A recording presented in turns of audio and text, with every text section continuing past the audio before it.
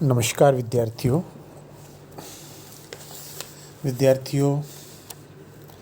बहुत उम्मीद है कि आप कोरोना में सब सुरक्षित होंगे, आपके परिवारजन भी सुरक्षित होंगे और समय समय पर हेल्थ एडवाइजरी से जो सजेशन आ रहे हैं, राजस्थान सरकार के जो सजेशन आ रहे हैं, उन सब का आप पालन कर रहे होंगे। घर पे रहना है, बहुत आवश्यक होने पर ही बाहर जाना है। 2 या 3 लड़ा वाला मास्क, 2 या 3 लेयर वाला, 3 लेयर कम से कम बोला गया है, 3 लेयर का मास्क। और मास्क नहीं है तो कोई गमछा 3-4 लेयर की बना करके वो लगा करके जाना है। आते ही 20 सेकंड तक हाथ धोने हैं, अपने आप को सैनिटाइज करना है, ये सब चीज़ों का पालन करना है। बाहर से जो सब्जी आती है, फल आते हैं, उनको नमक के पानी में धोएं। ये सब चीज़ों का हमें विद्यार्थियों ध्यान रखना है। यदि हम आज के टॉपिक की बात करें तो राजस्थान में यातायात साधनों का विकास पर आज तीसरा व्याख्यान होगा। विगत व्याख्यान में हमने रेल मार्ग प्रारंभ किया था और वो जो रेल मार्ग है, अंग्रेज़ों ने, हमने उस व्याख्यान में चर्चा की थी कि अपनी सुविधा के लिए किया था। हम सोचें कि उन्होंने हम भारतीयों के लिए यहाँ पे इंफ्रास्ट्रक्चर डेवलप करने की दिशा में ये कार्य किए थे, तो ऐसा नहीं था। अंग्रेज़ों के अपने स्वार्थ थे और उन स्वार्थ के कारण यहाँ पर चाहे सड़क बनाने का कार्य हो, चाहे रेल मार्ग बिछाने का कार्य हो, क्योंकि उनको अपने व्यापार और वाणिज्य के लिए इसकी आवश्यकता थी। ठीक है, जब रेल बन गई तो उसका लाभ हमें भी मिला। रेल मार्ग के कार्य का दूसरा चरण उस समय प्रारंभ होता है जब राज्यों ने रेल प्रबंध अपने हाथों में रखा और अपनी ही पूंजी से राज्य में रेल निर्माण करवाया। इससे पहले अंग्रेज़ करवा रहे थे, लेकिन अब कैपिटल जो है वो रियासतों की है। यह प्रक्रिया उस समय प्रारंभ हुई जब अहमदाबाद की रेल लाइन को पाली से होकर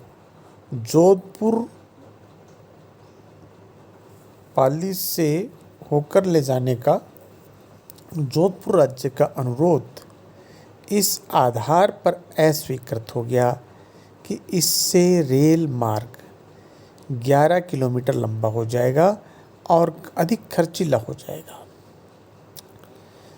राज्य को विवश होकर मारवाड़, पाली, जोधपुर रेल मार्ग का निर्माण अपने खर्चे पर ही करना पड़ा।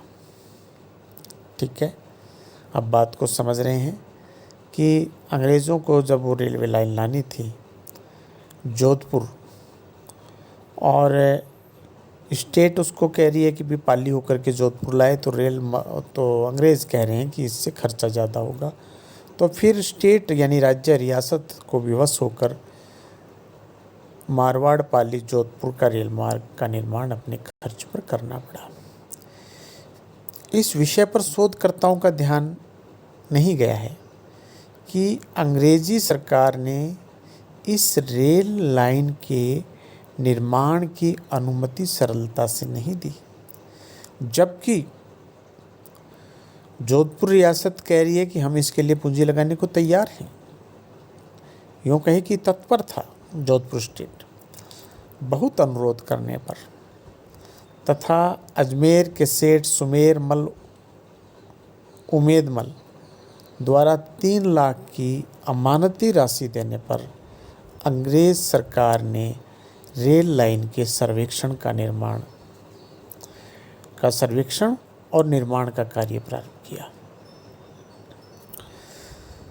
रेल कंपनियों ने अंग्रेज अधिकारियों द्वारा निरीक्षण और अनुमोदन को जोधपुर द्वारा स्वीकार कर लिए जाने के पश्चात ही रेल के चलाने की इजाज़त दी। जुलाई 1882 में मारवाड़ पाली क्षेत्र में रेल यातायात प्रारंभ हो गया और मार्च 1885 तक जोधपुर रेल मार्ग से जुड़ गया। यानी ये जो रेल मार्ग था वहाँ पर भी रेल यातायात प्रारंभ हो गया।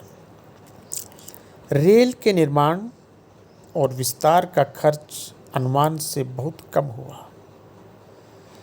आरंभ से ही रेल प्रबंध ने जोधपुर राज्य का लगभग 10% का शुभ लाभ एकदम जो ना शुद्ध लाभ दिया, 10% का।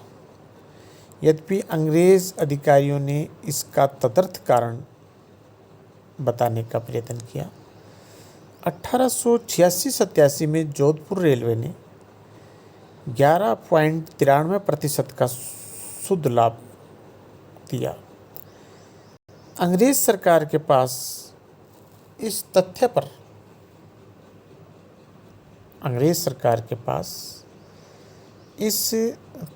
पर आश्चर्य करने के अतिरिक्त कोई विकल्प नहीं था। यह कहकर अंग्रेज़ों ने अपने आप को और रिपोर्ट पढ़ने वालों को भुलावे में रखा कि इतना लाभ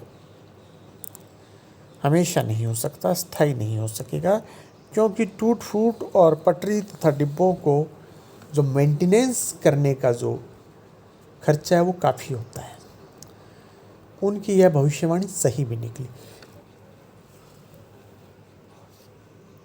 कुछ राज्यों ने अंग्रेजों के परामर्श पर रेलों के विस्तार का कार्य स्वयं न करके अंग्रेजी सरकार अथवा अंग्रेजी निजी कंपनियों को सौंप दिया और वित्तीय खर्च भार स्वयं वहन करना प्रारंभ किया। जोधपुर राज्य ने माफ़ करना विद्यार्थियों, जयपुर की बात कर रहे हैं। जयपुर राज्य ने सांगानेर सवाईमाधोपुर रेल का निर्माण इसी आधार पर 1884-85 में प्रारंभ किया। इस रेल योजना का अनुमानित खर्च 25 लाख था। इस रेल का निर्माण इस प्रकार किया गया कि टोंक और बूंदी के राज्यों से इस लाइन को नहीं निकाला। इस लाइन को दो प्रमुख व्यापार केंद्रों हाड़ौती अनाज उत्पादन केंद्र और साभर नमक उत्पादन केंद्र को जोड़ने में इसका जो है वो सहायक हुई। यह आशा की गई कि यह रेलवे लाइन अधिक लाभ देने वाली बनेगी। विद्यार्थियों, राजस्थान में रेलों के निर्माण के संबंध में एक महत्वपूर्ण प्रश्न रेलों के प्रबंध पर नियंत्रण का भी था, मैनेजमेंट का। भारत की अंग्रेजी सरकार रेलों के विस्तार पर पूंजी लगाने की स्थिति में नहीं थी। निजी कंपनियां भी उसी क्षेत्र में रेल विस्तार की इच्छुक थी जहां संभावित आय अधिक हो सके। अंग्रेज अधिकारी यह तो चाहते थे कि राजपूत राज्य रेलों के विस्तार में पूंजी लगाएं, लेकिन रेल के प्रबंध पर नियंत्रण राज्यों को सौंपना नहीं चाहती थी। आप समझ रहे हैं विद्यार्थियों, कैपिटल तो होगी रियासतों की पूंजी और मैनेजमेंट होगा अंग्रेज़ों का। इसलिए राज्य सरकार और अंग्रेज अधिकारियों के मध्य काफ़ी समय तक पत्र व्यवहार होता रहा। किसी भी रेल योजना के समझौते में उसी प्रकार की शर्तें हो सकती थी जितनी राज्य सरकार में वाद विवाद की क्षमता थी तथा जितनी अंग्रेजी योजना में उस रेल लाइन की उपयोगिता थी। इस तर्क को समझने के लिए दो रेल परियोजनाओं की तुलना विद्यार्थियों से आप समझ सकते हैं। एक तो है जोधपुर बीकानेर मार्ग और दूसरा उदयपुर चित्तौड़। बीकानेर के पॉलिटिकल जो ऑफिसर है, अंग्रेज अधिकारी है, ने 1888 में, जबकि वह बीकानेर शासन की संरक्षक समिति का संचालन कर रहा था, एक रेल योजना बनाई जिससे जोधपुर और बीकानेर राज्यों के भीतरी क्षेत्रों को अंग्रेजी व्यापार के प्रभाव में लाया जा सके। अंग्रेजी सरकार का मंतव्य यह भी था कि सिंधु नदी के क्षेत्रों को राजस्थान के राज्यों से जोड़ा जा सके, जिससे प्रशासनिक और सैनिक सुविधा हो जाए। इसलिए जोधपुर बीकानेर रेल योजना को सरलता से स्वीकृति मिल गई। अन्य रेल कंपनियों, विशेषकर बीबी एंड सीआईआर ने इस प्रस्तावित रेल योजना के समानांतर अथवा मुकाबले में अन्य किसी रेल योजना के संचालन से इनकार कर दिया। बीकानेर के पॉलिटिकल अधिकारी की योजना को बीकानेर दरबार की योजना बताकर इसे स्वीकृति दे दी। जोधपुर भी इस समय पूरी तरह से अंग्रेजों के प्रभाव में था और वहाँ के पॉलिटिकल ऑफिसर को महाराजा को सहमत कराने में कोई विशेष एफर्ट्स नहीं करने पड़े, विशेषकर उस स्थिति में जब बीकानेर राज्य जोधपुर को रेल निर्माण के लिए धन देने को तैयार था। बीकानेर के ऋण में आपत्ति इसलिए नहीं थी क्योंकि अंग्रेजी सरकार उसके चुकाए जाने का आश्वासन देने को तैयार थी। यह आश्वासन भी इसलिए दिया गया कि अंग्रेजों को सांबर झील के नमक की वार्षिक रॉयल्टी देनी पड़ती थी। जोधपुर मारवाड़ रेल लाइन के संचालन का बड़ा सुखद अनुभव था, इसलिए इस रेल योजना के स्वीकार करने में कोई आपत्ति नहीं थी।